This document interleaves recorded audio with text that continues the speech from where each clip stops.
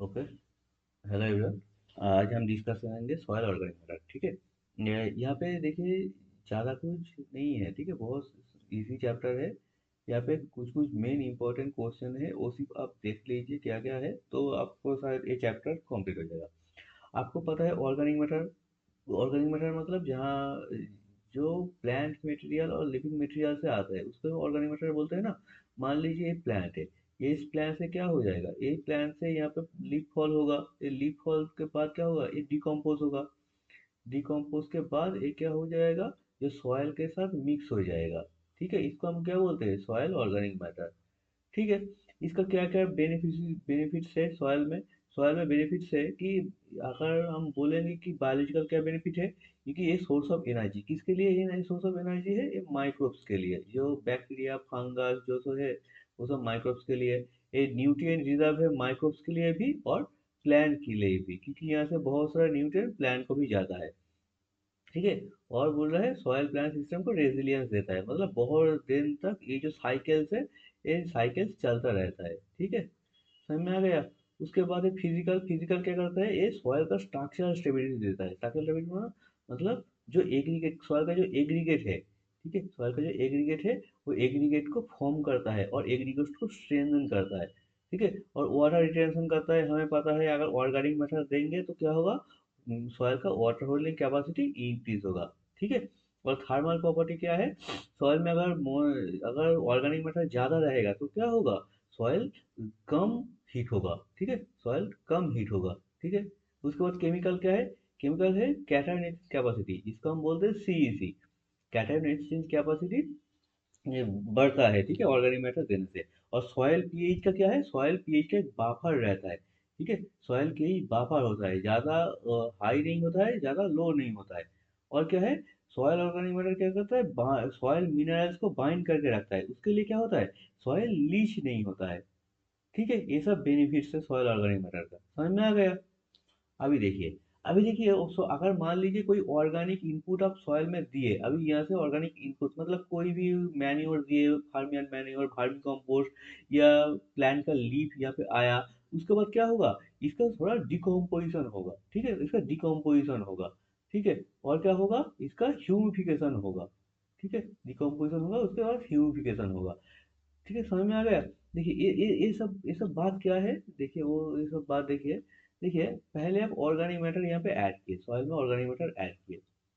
ठीक है, मान लीजिए आप लीफ ऐड किए, सिंपल तरह से सोचिए, आप लीफ ऐड किए। ठीक है, उसके बाद क्या होगा, वो पहले माइक्रोब के साथ डिकम्पोज हो जाएगा। ठीक है, कौन सा माइक्रोब्स आएगा, माइक्रोब्स आएगा, ये आएगा फंगस। मान लीजिए फंगस आया। ठीक है, फंगस आया, फंगस आकर डिकम्पोजिशन स्टार्ट किया। उसके बाद कौन आएगा, उसके बाद बैक्टीरिया आ जाएगा।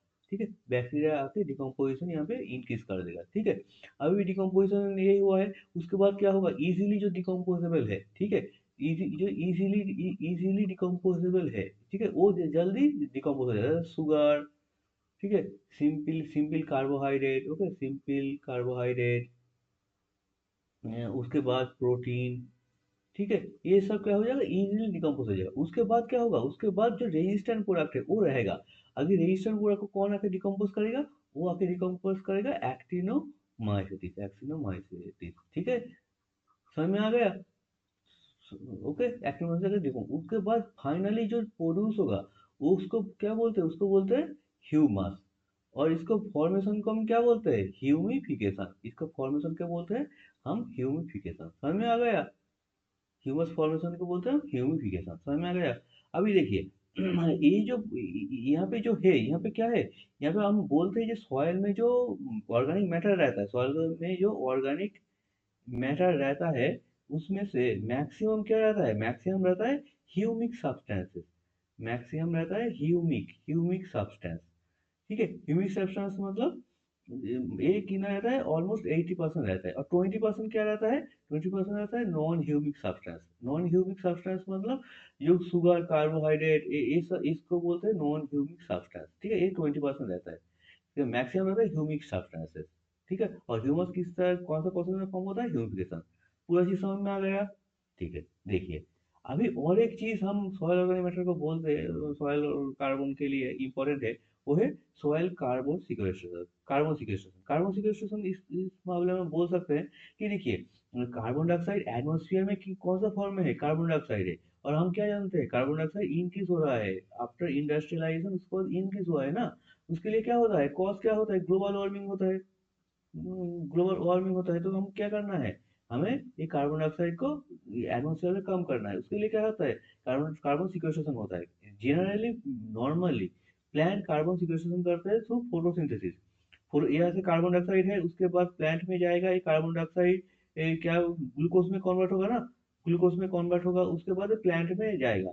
और ये सॉइल में भी जा सकता है, क्योंकि रूट से भी बहुत सारा ऑर्गेनिक कुछ शुगर ये सॉइल में सीक्रेट होता है। तो ऐसे सॉइल में भी रूट जोन में बहुत सारा ऑर्गेनिक मैटर ऐड हो जाता है। ठीक है, उसके इसको बोलते हैं सॉइल कार्बन सिक्वेस्ट्रेशन, ये मेन प्रोसेस है।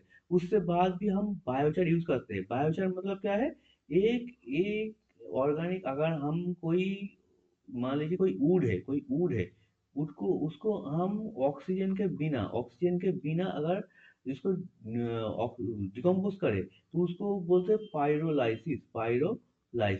ठीक है, पायरोलाइसिस के वजह से वो जो वुड है वो सेम ही रहता है, वो सिर्फ चारकोल बन जाता है, चारकोल जैसा। ठीक है, चारकोल जैसा बन जाता है, उसको हम बोलते हैं बायोचार। ठीक है, बायो चारकोल। ठीक है, उसको बोलते हैं बायोचार। समझ में आ गया, चारकोल फॉर्म होता है उसको बोलते हैं बायोचार। अगर ये बायोचार मतलब क्या है, पूरा कार्बन है, ये अगर सॉइल में देंगे उसको भी बोलते हैं कार्बन सिक्वेस्ट्रेशन। समझ में आ गया पूरा, soil carbon sequestration. Okay, now देखिए, अगर जो ऑर्गेनिक मैटर सॉइल में कुल जितना भी ऑर्गेनिक मैटर है उसको अगर हमें डिवाइड करना है, ठीक है, तो हम कैसे केमिकली कैसे डिवाइड कर सकते हैं, हमें केमिकल एक्सपेरिमेंट करना पड़ेगा। ठीक है, ओके, कैसे डिवाइड कर सकते हैं कि दो तरह का होता है। ठीक है, ये हम मान लीजिए जो बेंजीन बेंजीन या कोई ऑर्गेनिक सॉल्वेंट, वहाँ पे हम कोई ऑर्गेनिक मैटर लिए और उसको एक बीकर में लेके कोई बेंजीन के साथ वो ऑर्गेनिक मैटर को डिसॉल्व किए। ठीक है, जो जो डिसॉल्व हो जाएगा उसको हम बोलेंगे ह्यूमिक सब्सटेंसेस। जो डिसॉल्व नहीं होगा वो है नॉन ह्यूमिक सब्सटेंसेस। ठीक है, अभी ह्यूमिक सब्सटेंस को लेके क्या करेंगे, इसको एल्काली एल्काली मतलब सोडियम हाइड्रोक्साइड में इसको फिर से यहाँ से लिए, फिर से इसको क्या करेंगे, सोडियम हाइड्रोक्साइड में देंगे। यहाँ पे सोडियम हाइड्रोक्साइड है, ये जो यहाँ पे है सोडियम हाइड्रोक्साइड में देंगे। ठीक है, एल्काली में। अभी एल्काली में जो जो डिजॉल्व हो गया, जो यहाँ पे मान लीजिए यहाँ पे डिजॉल्व हो गया, ठीक है, उसको हम फर्दर कुछ काम करेंगे। जो डिजॉल्व नहीं हुआ उसको हम बोलते हैं ह्यूमिड। ठीक है, उसको हम बोलते हैं ह्यूमिड। समझ में आ गया। और मान लीजिए, ठीक है, ये समझ में आ गया। अभी मान लीजिए जो एसिड में, अभी जो एल्कली में डिजॉल्व हुआ उसको हम ACl में डिजॉल्व करेंगे, अभी एसिड में डिजॉल्व करेंगे। ठीक है, वो अगर फिर से यहाँ पे जो डिजॉल्व हुआ, जो नॉन डिजॉल्व हुआ वो तो ह्यूमिन हो गया। अभी मान लीजिए जो डिजॉल्व हुआ है उसको हम अभी एसिड में, मान लीजिए ACl में डिजॉल्व करेंगे। ठीक है, अभी उसमें से जो डिजॉल्व हो जाएगा उसको हम बोलते हैं फाल्विक एसिड। जो डिजॉल्व हो जाता है उसको बोलते हैं फाल्विक एसिड। और जो डिजॉल्व नहीं होता है उसको बोलते हैं ह्यूमिक एसिड। समझ में आ गया, पूरा चीज देख लीजिए। ठीक है, पहले है कौन सा, किसको हम बोलेंगे non humic substances. Humic substances जो बेंजीन में डिजॉल्व होगा उसको ह्यूमिक, जो नहीं होगा उसको नॉन ह्यूमिक हो गया। उसके बाद जो एल्काली में डिजॉल्व होगा उसको हम फाइबर क्लासिफिकेशन करेंगे। अगर एल्काली में डिजॉल्व नहीं हुआ उसको बोलेंगे ह्यूमिन। ठीक है, जो एसिड में डिसॉल्व होगा उसको बोलते हैं फाल्विक एसिड। जो एसिड में डिसॉल्व नहीं हुआ उसको बोलते हैं ह्यूमिक एसिड। ठीक है, समझ में आ गया। तो ह्यूमिन क्या है, ह्यूमिन है जो एल्काली में डिसॉल्व नहीं होता है। ठीक है, और ह्यूमिक एसिड कौन सा है, जो एल्काली में तो डिसॉल्व होता है, एल्काली में डिसॉल्व होता है एल्काली में, मगर क्या होता है, ये एसिड में डिसॉल्व नहीं होता है। ठीक है, समझ में आ गया। और फाल्विक एसिड क्या है, बोथ एल्काली एंड एसिड में डिसॉल्व होता है। समझ में आ गया पूरा चीज, या बोल सकते हैं। अभी देखिए, ह्यूमिक सब्सटेंस और फाल्विक, ये जो ह्यूमिक एसिड है, ये ह्यूमिक एसिड और फाल्विक एसिड ये बहुत इंपॉर्टेंट है। ठीक है, इस सॉइल के लिए बहुत इंपॉर्टेंट है। ठीक है, इसके लिए इसको हमें फर्क पहचानना होगा। ठीक है, जनरली देखिए, ये अगर पिक्चर में आप देखेंगे कि फाल्विक एसिड देखिए बहुत लाइट कलर है, बहुत लाइट कलर है। उसके बाद थोड़ा डार्क कलर हो जाएगा तो ये ह्यूमिक एसिड हो जाएगा। और भी डार्क कलर हो जाएगा वो है ह्यूमिन। ठीक है, समझ में आ गया। तो इसको हम ये भी बोल सकते हैं पॉलीमराइजेशन, क्योंकि यहाँ पे इसका स्ट्रक्चर बहुत ही कॉम्प्लेक्स है, ठीक है। पॉलीमराइज ज़्यादा होता है, यहाँ पे पॉलीमराइज कम होता है। और यहाँ पे फाल्विक एसिड में पॉलीमराइज सबसे कम होता है। सबसे ज़्यादा पॉलीमराइज होता है ह्यूमिन में, मीडियम होता है ह्यूमिक एसिड में, सबसे कम होता है फाल्विक एसिड में, ठीक है। समझ में आ गया। अभी पॉलीमराइज अगर ज़्यादा होगा तो बोलिए कहाँ पे वो मॉलिक्यूलर वेट ज़्यादा होगा। मॉलिक्यूलर वेट कहाँ पे ज़्यादा होगा, यहाँ पे मॉलिक्यूलर वेट मैक्सिमम होगा ना। मॉलिक्यूलर वेट मैक्सिमम होगा, यहाँ पे मॉलिक्यूलर वेट मीडियम होगा, और यहाँ पे मॉलिक्यूलर सबसे कम होगा, ठीक है। समझ में आ गया। और ये जो पॉलीमराइजेशन होता है ये किसके वजह से होता है, ये जनरली कार्बन की वजह से होता है, ठीक है। ठीक है, कार्बन की वजह से होता है। तो यहाँ पे ह्यूमिन में कार्बन सबसे ज़्यादा है, उसके बाद ह्यूमिक एसिड में है, और सबसे कम कार्बन है फाल्विक एसिड में। अगर ऑक्सीजन बोलेंगे तो यहाँ पे कार्बन कार्बन कम है, मतलब यहाँ पे ऑक्सीजन ज़्यादा है। यहाँ पे ऑक्सीजन मीडियम है, यहाँ पे ऑक्सीजन सबसे कम है। समझ में आ गया। ये थोड़ा फर्क है, ये आपको याद रखना पड़ेगा। देखिए नेक्स्ट स्लाइड में आपके डिफरेंशिएशन ज़्यादा है। देखिए ह्यूमिक एसिड और फाल्विक एसिड का जो डिफरेंशिएशन है, ठीक है। हम पहले भी बोले ये कैसे होता है, ये ब्लैक डार्क कलर का होता है ह्यूमिक एसिड, और ये क्या होता है फाल्विक एसिड येलो कलर का होता है, ठीक है। इसका मोलिकुलर वेट भी बोले, इसका मोलिकुलर ह्यूमिक एसिड का मोलिकुलर वेट बहुत हाई है, इसका मोलिकुलर वेट है फाल्विक एसिड का लो है, ठीक है। समझ में आ गया। यहाँ पे बोले है कि फाल्विक एसिड जैसे मोलिकुलर वेट कम है इसलिए प्लांट एब्जॉर्ब कर सकता है, ठीक है। अभी अभी देखिए, मैं इसका काम है मॉइस्चर रिटेन करना, इसका काम है न्यूट्रिएंट को एब्जॉर्ब करना, ठीक है। और भी कुछ डिफरेंशिएशन देखिए।